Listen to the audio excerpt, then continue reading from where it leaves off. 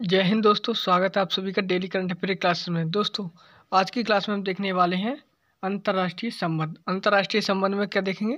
Saudi अरब और चीन सहयोग। सऊदी अरब चीन सहयोग के बारे में जानेंगे, इनकी चुनौतियाँ क्या हैं और भारत सऊदी अरब संबंध क्या क्या हैं, और क्षेत्रीय शांति, नवीन तकनीकी, चीन सऊदी अरब अरब संबंध, ये सारे संबंध देखने वाले इसमें। तो चलिए शुरू करते हैं। ये हाल ही में चर्चा में क्यों आया? तो हाल ही में चीनी राष्ट्रपति की सऊदी अरब की यात्रा के दौरान दोनों देशों के बीच कई महत्वपूर्ण द्विपक्षीय समझौतों पर हस्ताक्षर किए गए हैं। तो इसके प्रमुख बिंदु देख लेते हैं क्या कहते हैं। तो पहला बिंदु इसका, इस यात्रा के दौरान चीनी राष्ट्रपति ने क्षेत्र के अन्य देशों के नेताओं के साथ एक बैठक में हिस्सा लिया, जिसमें कतर के अमीर, मिस्र, ट्यूनीशिया, जिबूती, सोमालिया और मॉरिटानिया के राष्ट्रपति, इराक, मोरक्को, अल्जीरिया, सूडान तथा लेबनान के प्रधानमंत्री शामिल थे। अगला पॉइंट है, चीनी राष्ट्रपति शिखर सम्मेलन में पहले कई क्षेत्रीय नेताओं के साथ द्विपक्षीय वार्ता की, जैसे कि मिस्र के राष्ट्रपति अब्देल फतेह अल सीसी, इराकी प्रधानमंत्री मोहम्मद सिया अल सूडानी नेता जनरल अल बुरहान और फिलिस्तीनी राष्ट्रपति महमूद अब्बास। इनके साथ शिखर सम्मेलन में क्षेत्रीय नेताओं ने वार्ता की। अगला है, इस बैठक के दौरान सऊदी अरब ने एक चीनी शांति नीति के प्रति अपने समर्थन को दोहराया था। अगला है, चीन ने बेल्ट एंड रोड इनिशिएटिव के ढांचे के भीतर विभिन्न ऊर्जा और निवेश साझेदारी में सऊदी अरब कंपनियों की भागीदारी का स्वागत किया। इसमें 2 पॉइंट और है, वो भी देखते हैं चर्चा में क्यों। तो इसमें 2 पॉइंट,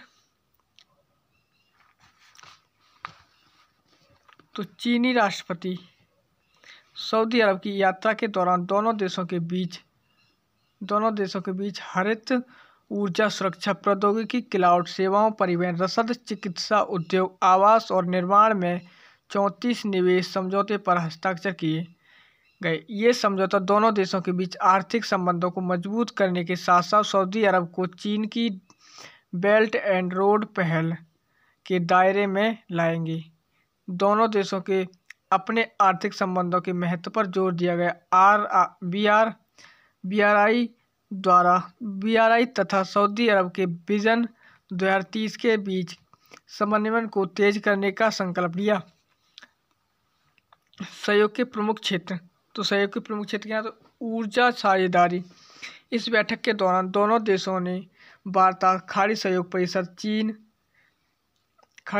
चीन ऊर्जा साझेदारी के तहत द्विपक्षीय ऊर्जा सहयोग को मजबूत करने पर सहमति व्यक्त की। चीन ने खाड़ी क्षेत्र से कच्चे तेल के आयात को जारी रखने के साथ ही द्रवीकृत प्राकृतिक गैस LNG के आयात को बढ़ाने की प्रतिबद्धता व्यक्त की है। ध्यातव्य है कि सऊदी अरब विश्व का शीर्ष तेल निर्यातक देश है, जबकि चीन विश्व का सबसे बड़ा ऊर्जा उपभोक्ता है। अगला पॉइंट, सऊदी राष्ट्रीय तेल कंपनी अरामको और सैंडोज एनर्जी ग्रुप द्वारा चीन में एकीकृत रिफाइनिंग और पेट्रोकेमिकल अवसरों पर सहयोग की प्रतिबद्धता व्यक्त की गई। क्षेत्रीय शांति देखते हैं, तो खाड़ी देश की सुरक्षा चिंताओं को ध्यान में रखते हुए दोनों देशों ने ईरान के परमाणु कार्यक्रम की शांति प्रकृति सुनिश्चित करने हेतु संयुक्त सहयोग को मजबूत करने और ईरान के लिए अच्छे पड़ोसी के सिद्धांत का सम्मान करने की आवश्यकता पर सहमति व्यक्त की। इसी दौरान चीनी राष्ट्रपति ने तेल और गैस व्यापार लेनदेन को निपटाने में चीनी मुद्रा युआन के उपयोग का आह्वान किया। नवीन तकनीकी, तो चीन और सऊदी अरब ने परमाणु ऊर्जा के शांतिपूर्ण उपयोग पर सहयोग, कृत्रिम बुद्धिमत्ता जैसी आधुनिक तकनीकों के विकास और ऊर्जा क्षेत्र में नवाचार करने पर भी सहमति व्यक्त की।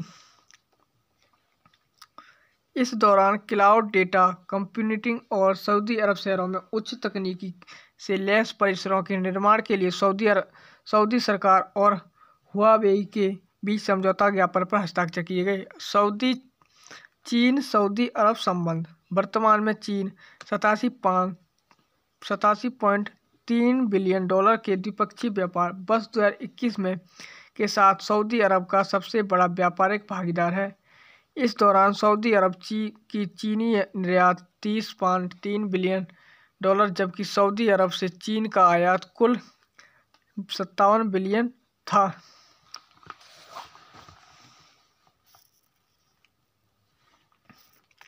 सऊदी अरब द्वारा वर्ष 2022 के पहले 10 महीनों में कुल 73.74 मिलियन टन या 1.77 मिलियन बैरल एक दिन का निर्यात किया, जो चीन के कुल कच्चे तेल का खरीद का 18% था। वर्ष 2022 की शुरुआत में सऊदी अरब अरामको ने पूर्वोत्तर चीन में 10 बिलियन की रिफाइनरी और पेट्रोकेमिकल कॉम्प्लेक्स बनाने का निर्णय लिया। इसकी ऊर्जा देखते हैं। चीन की सार्वजनिक क्षेत्र की company China energy engineering Corp द्वारा सऊदी अरब के अल शेवा में 2.6 गीगावाट के सौर ऊर्जा स्टेशन का निर्माण किया जा रहा है। सऊदी अरब द्वारा चीन के वन बेल्ट वन रोड पहल के हिस्से के रूप में उज्बेकिस्तान में 1.5 गीगावाट गैस ईंधन वाले बिजली संयंत्र में संयुक्त रूप से निवेश करने के लिए सिल्क रोड फंड के साथ $1 बिलियन के लिए सहमति व्यक्त की गई। सैन्य एवं सुरक्षा सहयोग Saudi advance computing and electronic system company द्वारा देश में मानव रहित हवाई वाहन UAV पेलोड सिस्टम बनाने के लिए चीन इलेक्ट्रॉनिक्स टेक्नोलॉजी ग्रुप के साथ एक साथ समझौते पर हस्ताक्षर किए गए। यमन में बढ़ते संघर्ष और ईरान के साथ तनाव बीच ये UAV पेलोड सिस्टम सैन्यकर्मियों को जोखिम में डाले बिना सऊदी अरब को अधिक मारक क्षमता प्रदान करेगा। इसकी चुनौतियाँ क्या है?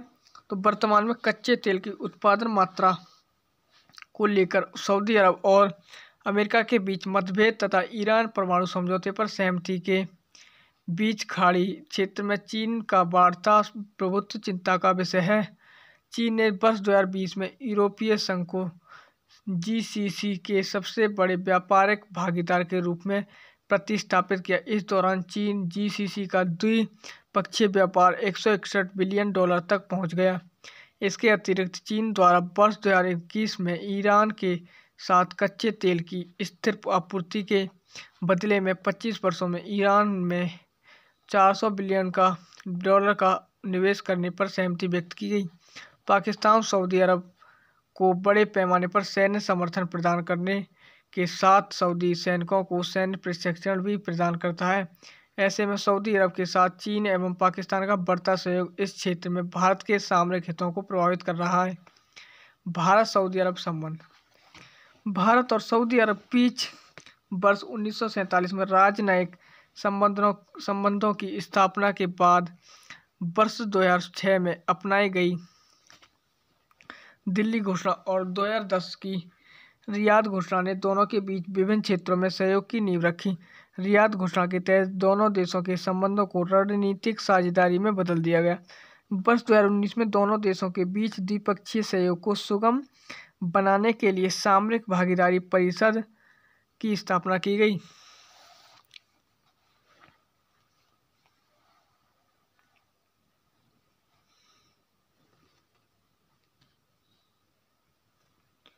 सऊदी अरब भारत का चौथा सबसे बड़ा व्यापार भागीदारी यानी कि USA, चीन और UAE के बाद है।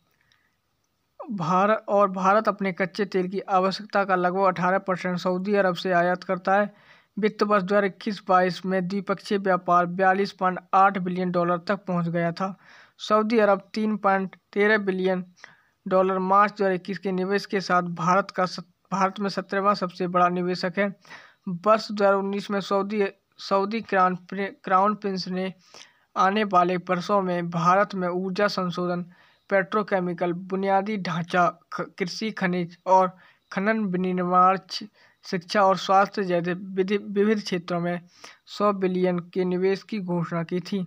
भारत और सऊदी अरब संयुक्त राष्ट्र, GCC, G20 जैसे बहुपक्षीय मंचों के माध्यम से अंतर्राष्ट्रीय सहयोग को बढ़ावा देते हैं। भारत द्वारा G20 की अध्यक्षता के दौरान 1 दिसंबर 2022 से 30 नवंबर 2023 ओमान, यूएई एवं मिस्र को अतिथि देशों के रूप में G20 फोरम में शामिल होने के लिए आमंत्रित किया गया है। भारत और सऊदी अरब के बीच नवीकरणीय ऊर्जा के क्षेत्र में व्यापक सहयोग देखने को मिला है। वर्ष 2021 में भारतीय निजी क्षेत्र की कंपनी लार्सन एंड टुब्रो को सऊदी अरब में 1.5 गीगावाट की क्षमता के एक सौर ऊर्जा संयंत्र की स्थापना का अनुबंध प्राप्त हुआ। नवीकरणीय विद्युत ऊर्जा साझाकरण के लिए गुजरात के पश्चिमी तट को समुद्री केबल के माध्यम से पश्चिम एशियाई क्षेत्र, विशेष रूप से सऊदी समुद्र तट के साथ को जोड़ने की योजना पर विचार किया जा रहा है। भारत और सऊदी अरब की नौसेनाओं के बीच अल मोहेद अल हिंदी अभ्यास का आयोजन किया जाता है।